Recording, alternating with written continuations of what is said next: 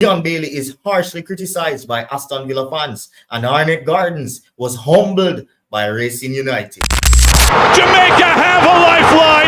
How about this? Big up Gunnaz. I hear that. Don't know some of the Gunnaz myself, but big up Gunnaz. If you're a newcomer, the golden rule is to like every single video you watch on this channel. So yeah, we want to get the video to 100 likes. So if you're a newcomer, just go ahead and hit that like button right now. I also want to big up by Sona Adams, if I say your name pronounced. Sorry if I butcher it. But yeah, man, I want to big up you for this comment, right? So if you are a regular viewer and you agree with this comment that Gunnaz always posts great quality content, beautiful edits, video graphics, everything, want to rate the content, Zine, just go ahead right now and hit that fat red subscribe button and smash the notification bell so that you can be notified whenever we do post videos. And you can check us out on our socials at 876 Gunnaz on Instagram and TikTok. And lastly, if you want to support us monetarily, you can do so by buying us a coffee, and you can find the link below in the description. Now in this video, I have good and bad news as it relates to Leon Bailey and Aston Villa. However, I am going to be starting off this video talking about the game on Saturday night featuring Arnett Gardens Football Club and Racing United. Now, Racing United went over to Jungle to play Arnett Gardens, and to be very honest, they had a very, very good account for themselves. See? They really played some good football. They dominated for chunks of the game, right? With standout performances from their attacking midfielder, Javon Cole, and their wicked piece of wing. I'm here to say, oh, that remind me of Saka and Bailey in one. You see me? When he gets going, especially when he switch wing, Ronaldo Biggs. When he was on the left-hand side, he looked a bit. And the coach, Anthony Patrick, because I'm a supporter of Racing United, so I'm going to go most of racing matches. See? And Patrick, he was, I don't like when Patrick kind of play them like a left foot up on the left side or a right foot up on the other side, on the right side. But the moment him switch wing, he put Arnold over up on one wing and Biggs over up on the next wing. And yeah, man, it was a different dimension. And like Arnett Garden Football Club, they could not manage Biggs on that right-hand side. See, he was cutting in, he was getting shots off, he was leaving defenders for dead. He had a wonderful free kick that he hit on that crossbar, right? Which also did lead to Arnett Gardens equalizer. But the point that I'm trying to make is they were very, very dominant in that game, especially through Biggs and Cole, right? And Arnett Garden really did just struggle to get a foothold in the game, which is unlike Arnett Garden whenever they're playing at home, right? But when they really did get a foothold in the game, was in the second half, right? After, I believe it was after they got their equalizer. It came directly from a Racing free kick where they could have scored at that time, and they counter-attacked and they scored a deflected goal by Kimani Arborn. And from then, I think Patrick really catch him caught. At that early in the game, he decided to take off both Biggs and Cole, who were his most threatening players going forward, right? So one would say it was a coward move, and one would say it's a very smart move here. Promoted team coming away from home. But with 30 minutes to go, I just started Racing. Could have just steered on the pedal for at least another 10 minutes, right? But after Arnett Garden changed, after Arnett Garden scored, Patrick decided to just basically take off his two-star attacking players in that game and put on two defensive-minded players. So that saw Racing United kind of stick back more, and that is the time when Arnett Garden really decided to get a hold of the game. Or not decided to, but it was on them. They were at home. Patrick clearly decided to have his team fall back, Racing United fall back. So it was on them to really attack and try to break them down. And it was successful because the match ended 1-1. However, the decision almost did prove fatal because the very last kick of the game, Arnett Gardens got a chance, which they hit the crossbar. And right after that, final whistle was blown. So Patrick really played the tightrope as it relates to not carrying on the momentum, taking off his two-star players in a very crucial time of the game. And I think it was very early as well. But sometimes in football, you have to ride your luck, and that is what they did. But I think overall, their performance was wonderful. Brilliant performance. That's now, I believe, 4 points from their first 3 games. They lost 1, draw 1, and they've won 1, right? So, yeah, man, it's a very, very good thing. I think it's a statement performance and a statement result as well. going away to Arnett Gardens and really showing their class. I think people would remember moments more from Racing United in that game than moments that they would remember from Arnett Garden, and that is a very huge compliment to this Racing United team.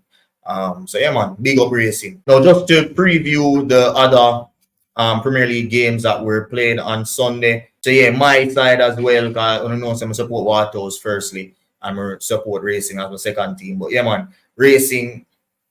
But yeah, man, Watos did lose to Cavaliers 2-0. They got a red card, I believe, in the first half, and the rest of the game was just extremely boring.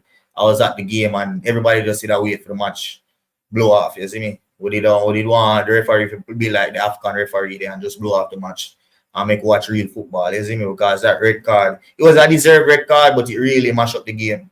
You see me? So yeah, man, that was a 2-0 victory to Cavaliers against Waterhouse. Then Harborview snatched a last-minute winner through a penalty by Okosa Chang, who grabbed a brace in that game.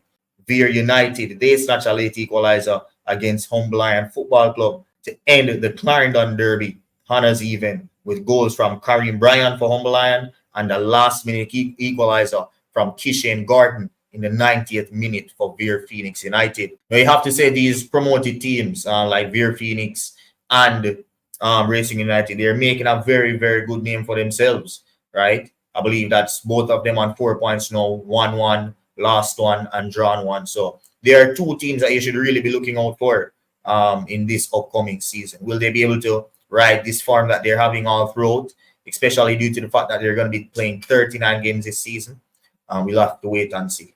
We don't know how teams are going to perform. This is a new thing in the league, playing so many football games. So for me, it's just a matter of who is going to keep the players fit.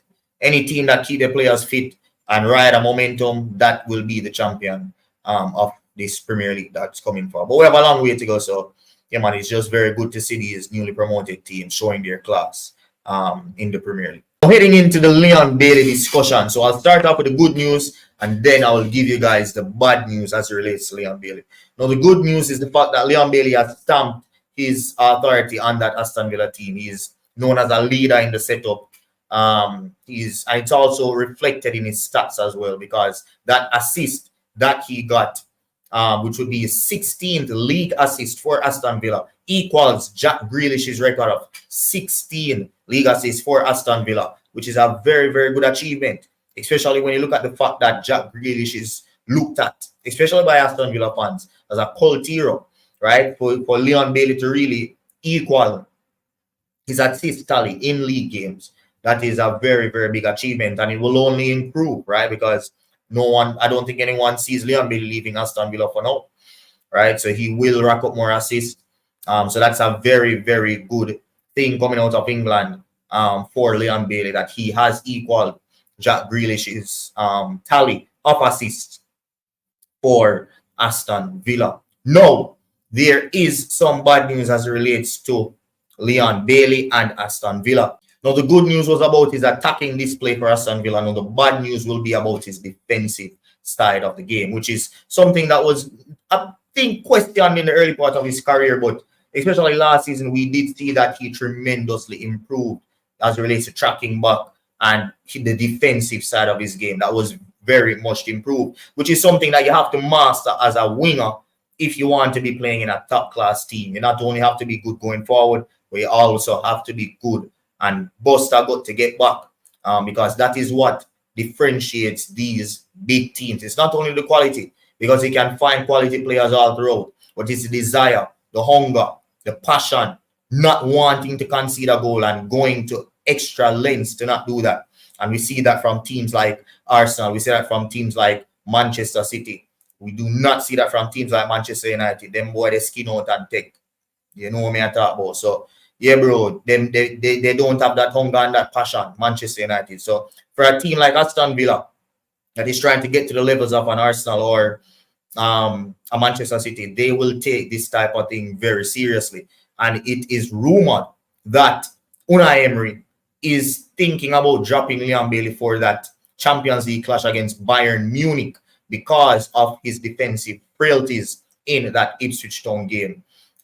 It's something that is being pondered, whether they should do it or not. Now, when I look at the goals, it was first being said that Leon Bailey caused 2 goals from his side, but I don't see it that way because I think that is false information. The first one, I think I could definitely see a split second in which Leon Bailey might have switched off, which could have led towards Ipswich's first goal being scored. But I don't think it would have been such a huge effect on Unai Emery wanting to drop him for the game against Bayern, right? Because first of all, that was the first goal that was scored. The game finished 2-2. However, Leon Bailey did make up for that with his beautiful assist to give Ollie Watson a plate of a header, right? He put that cross on a plate for Ollie Watson's. And he scored, and at that time it was 2-0. Now, the second goal that was scored, the reports were saying that basically it was his fault because the goals both came from his side and he was not helping Ezri Konsa, right? Now, I can definitely maybe see where he switched off for the first goal, but for the second goal, that is just false news because Leon Bailey was not even on the pitch when that second goal scored, right? So all of these things that the fans are saying at Aston Villa and trying to bash him a bit just for conceding and saying that Unai Emery should drop him or whatever. I think that is just fear from Aston Villa fans. They are fearing Bayern Munich, right?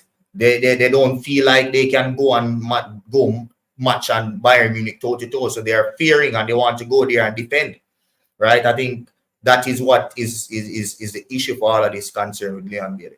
But as I said, as you guys can see, there was a slight, just a split second of a maybe him not being switched on for the first goal, but he did make up for it, and he literally spearheaded them into a 2-1 lead, right? And he was off the pitch, presumably being rested for the midweek game, and the team conceded with him off the pitch. So I don't think there's a big issue. And if Aston Villa have any ambition and really want to go on and play football against Bayern Munich and try to leave with the 3 points, then they have to play Leon Bailey. Leon Bailey has history against Bayern Munich. He will be very up for this game. He has played in Germany. He's made it a habit to embarrass Manuel Neuer in that Bayern Munich goal. So why would you not play him, right? If you want to go and stamp a claim as getting back to the Villa of the old days who won Champions League titles, won European League trophies, then you go and you play your best players, and Leon Bailey is definitely their best winger at that football club. So yeah, guys, that's it for this video. If you like the content or if you have anything that you want to talk about, go ahead in the comment section and share your thoughts. Remember to get this video to 100 likes. 100 likes in every single video that we post. Thank you guys so much for watching, and I will see you next time. Peace. Jamaica have a lifeline. How about this? Big up Gunnaz, I hear that. Don't know some of the Gunnaz, but big up Gunnaz.